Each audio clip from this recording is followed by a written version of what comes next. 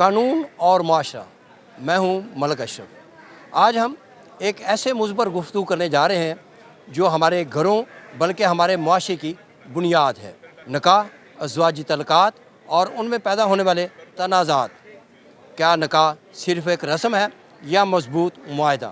اس حوالے سے ہم بات کرتے ہیں معروف قانون دان ہیں اور دانشور ہیں ظفر کلانوری، ان سے بات کرتے ہیں۔ ظفر کلانوری صاحب، جو شادی بیاہ کے معاملات ہیں، ہر گھر کی یہ کہانی ہے، اس پہ آپ کیا کہیں گے؟ دیکھیں، جو نکاح نامہ ہے اس کے اندر 1 سے لے کے 12 تک جو ساری کی ساری شکیں ہیں وہ تو یہ ہیں کہ دلہے کا نام، اس کے والد کا نام، اس کا ایڈریس، اور پھر وہ کنوارا ہے یا شادی شدہ ہے، اور گواہان کی تفصیل ہے کہ شادی کے گواہان کون ہیں، دلہا کی طرف سے کون ہے، دلہن کی طرف سے کون ہے، تاریخ جو ہے اس کے اوپر لکھی ہوتی کہ کس تاریخ کو یہ نکاح ہوا ہے۔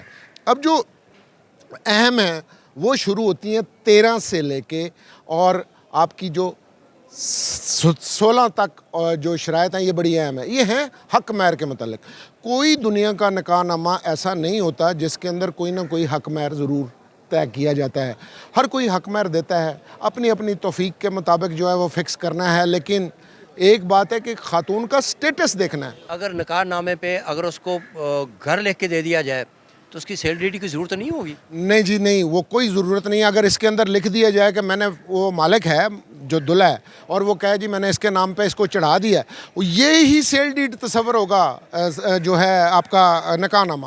لوگوں کو یہ نالج نہیں ہے۔ اچھا، ایک اور جو بڑی اہم بات ہے وہ یہ ہے کہ آپ 18 نمبر جو شک ہے بڑی امپورٹنٹ ہے، یہ حق تفویض یا ڈیلیگیٹڈ رائٹ آف ڈائیورس ہے، کہ بندہ جو ہے وہ عورت کو یہ حق دے سکتا ہے کہ اگر وہ کل چاہے اور ان کی ناچاکی ہوتی ہے تو اپنے آپ کو آزاد کر سکتی ہے اس ڈیلیگیٹڈ رائٹ کو استعمال کرتے ہوئے۔ یہ قطعاً کوئی غیر اسلامی رائٹ نہیں ہے نکاح نامہ دیا، اس کو بھی عام طور پہ جو ہے کاٹ دیا جاتا ہے۔ پھر اس کے اندر یہ شرائط ہیں کہ اگر کوئی اور شرائط ہیں تو آپ یہ فکس کرا سکتے ہیں کہ اگر ڈائیورس دی تو یہ چیزیں جو ہیں دلہا دینے کا پابند ہوگا۔ اب مینٹیننس کہ اتنا خرچہ دے گا یہ بھی اس میں لکھا جا سکتا ہے۔ یہ ساری چیزیں پابند کی جا سکتی ہیں۔ ہم ایک لائن لگا کے اختیارات ہی نہیں دیتے۔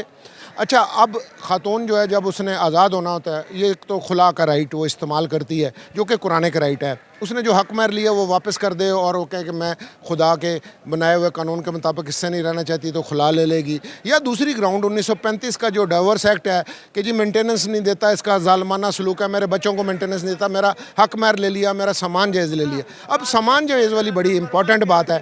آپ یہ دیکھیں جی، جو سامان جہیز لیا جاتا ہے اور دیا جاتا ہے اس کی کوئی لسٹ مینٹین نہیں ہوتی۔ یہ نکاح نامے میں ہمارے میں ایک نقص بھی ہے۔ صحیح بات ہے، جو سامان دیا جاتا ہے جہیز میں اس کی تو کوئی نکاح نامے میں ذکر ہی نہیں ہوتا کتنا سامان دیا گیا یا نہیں دیا گیا۔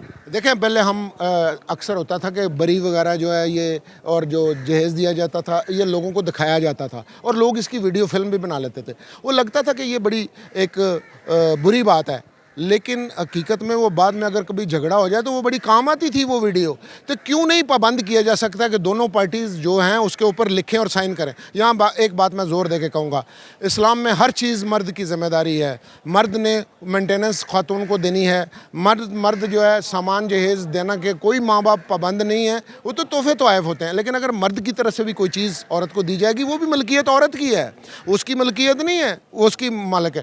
ہاں، یہ جو ولیمہ ہے اس کے علاوہ اور کوئی کھانا بھی نہیں ہے۔ کلانوری صاحب، اس وقت عدالتوں میں جو پراپرٹی کے بعد سب سے زیادہ جو کیس آ رہے ہیں وہ اس طرح کے ہیں، بچوں کے ہیں، خواتین کے ہیں، ان کی طلاق کے ہیں، خلا کے میٹرز آ رہے ہیں۔ اس کی وجہ کیوں، یہ گھر کیوں ٹوٹ رہے ہیں اور جو طلاق کی شرح ہے وہ کیوں بڑھ رہی ہے؟ دیکھیں جی، پہلی بات تو یہ ہے کہ لوگ شادی کروانے سے پہلے پوری طرح سے تحقیق نہیں کرتے۔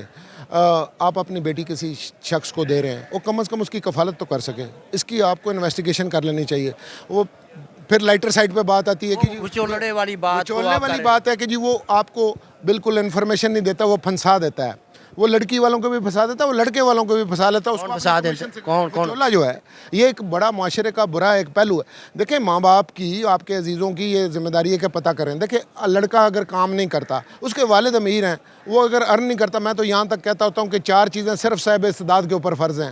پہلا، حج حج دیکھیں اللہ کے ارکین اسلام میں ہے، لیکن اللہ نے کہا کہ حج صرف اس پہ فرض ہے جو افورڈ کرتا ہے۔ اسی طرح شادی صرف اس کے اوپر ہے لازمی، یہ سنت ہے، صرف اس کو کرنی چاہیے جو افورڈ کرتا ہے۔ جو افورڈ نہیں کرتا، یہ واحد معاشرہ ہے جس کے اندر 2 غریب لوگ شادی کرتے ہیں، 4 غریب اور پیدا کرتے ہیں، اور ایک سیاست۔ اگر کوئی غریب ہو تو وہ شادی نہ کرے۔ جی، اور اگر وہ افورڈ نہیں کرتا تو اس کو بالکل شادی نہیں کرنی چاہیے، کیونکہ ایک اور بھی تو پہلو ہے نا، لوگ کہتے ہیں کہ جو پیدا بچہ ہوگا وہ اپنا رزق لے کے آئے گا۔ دیکھیں بات یہ ہے کہ اگر آپ نے بچوں کو معاشرے کا اچھا شہری کل نہیں بنانا، انہوں نے رولنا ہے، اس کو آپ پڑھا نہیں سکتے، تعلیم نہیں دے سکتے، وہ آپ یہ چائلڈ لیبر کیوں ہو رہی ہے؟ رزق تو اللہ تعالیٰ نے دینا ہے نا ہر کسی کو۔ دیکھیں اللہ تعالیٰ نے رزق دینا ہے، اللہ تعالیٰ نے لیکن عقل بھی دی ہے۔ مثلا میں بتاتا ہوں کہ یہ لکھا ہے کہ لوگ کہتے ہیں کہ انسان کو 4 شادیاں الاؤڈ ہیں۔ دیکھیں 4 شادیاں ان حالات کے اندر الاؤڈ تھیں جب خواتین کی تعداد ایک جنگ کے بعد بڑھ گئی تھی، لیکن قرآن پاک کی آیت ہے، اللہ کا کلام ہے، اس کو تو ڈینائی نہیں کیا جائے۔ اس میں لکھا ہے کہ آپ شادیاں 4 تک کر سکتے ہیں، مگر اگر تم انصاف کر سکو، اور تم نہیں کر سکو گے تو اگر آپ ایکویٹیبل ٹریٹمنٹ نہیں کر سکتے 2 انسانوں میں، بڑا مشکل ہے۔ اور اب آپ دیکھیں کہ جس طرح نکاح جو ہے یہ ایک اعلان ہے، اسی طرح سے طلاق بھی ایک اعلان ہے۔ اللہ تعالیٰ نے جو قرآن پاک میں چیز کو ناپسند کیا ہے، طلاق جائز فعلوں میں سے سب سے بری بات ہے۔ اب یونین کاؤنسل میں جائیں گے، آپ گھر بیٹھ کے کسی کو 3 دفعہ طلاق دے دیں، لوگ تو کہتے ہیں جی طلاق ہوگی، نہیں ہوتی۔ یونین کاؤنسل میں جائیں گے، وہاں پہ ایک آربیٹریشن کاؤنسل بنے گی، دونوں کے نمائندے ڈالیں گے، 3 طہر تک اگر وہ قائم رہتا ہے تو پھر طلاق ہوگی اور طلاق کا سرٹیفکیٹ ملے گا۔ اگر اس سے پہلے وہ رجوع کر لے تو ٹھیک ہے۔ اسی طرح سے لوگ حلالہ بہت غلط استعمال کرتے ہیں، حلالہ سینٹر بنے ہوئے ہیں۔ اب یہ ہمارے ملک کا قانون ہے، اور یہ اس کی انٹرپریٹیشن عدالتوں نے بھی یہی کی ہے کہ اگر پہلی دفعہ طلاق مکمل ہو کے سرٹیفکیٹ بھی مل جائے تو وہی میاں بیوی دوبارہ نکاح کر سکتے ہیں انٹرویننگ میرج کے بغیر۔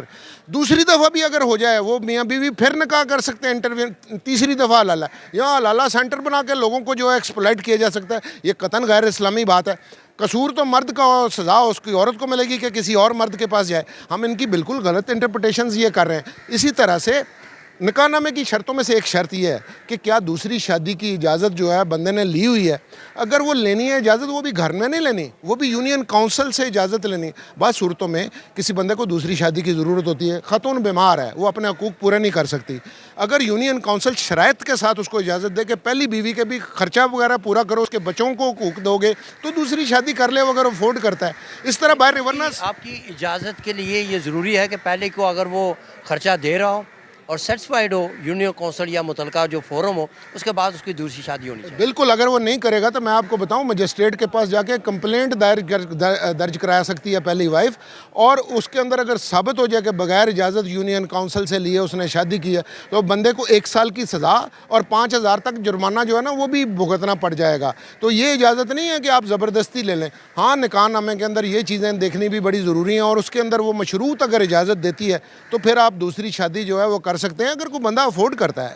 میں خواتین کو ایک بات بتاؤں، stand up and be counted down. اب بہت سارے فورمز ہیں، بہت ساری ججمنٹس آ چکی ہیں، آپ حق مانگیں گے آپ کو حق ملے گا، آپ کے لیے لمیٹیشن بھی کوئی نہیں ہے۔ اور کوئی بندہ زبردستی، بے شک آپ کا بھائی ہے، وہ آپ کے اگر حقوق کے اوپر ڈاکہ مارتا ہے، آپ کو نہیں دیتا، آپ کو حقوق ملیں گے، اور لیکن آپ اپنے حقوق کے لیے اویئرنیس، ملک صاحب آپ کی مہربانی ہے، آپ اس طرح کے پروگرام کرا رہے ہیں، لوگوں کو اس کے اوپر اویئرنیس نہیں دیتے۔ اگر اویئرنیس دی جائے تو بہت سارے مسائل ہیں جو حل ہو سکتے ہیں، اور یہ ان میں سے بنیادی مسئلہ ہے۔ گھر اور یہ فیملی یونٹ جو ہے اس کو مضبوط کریں گے تو ملک مضبوط ہوتا ہے۔ بہت شکریہ ظفر کلانور صاحب۔ اس حوالے سے ہم بہت سے اور بھی اس حوالے سے ہم کریں گے پروگرامز جس میں ہم قانون کے حوالے سے آگاہی دیں گے، اور آج تو ظفر کلانور صاحب آپ کا بہت بہت شکریہ۔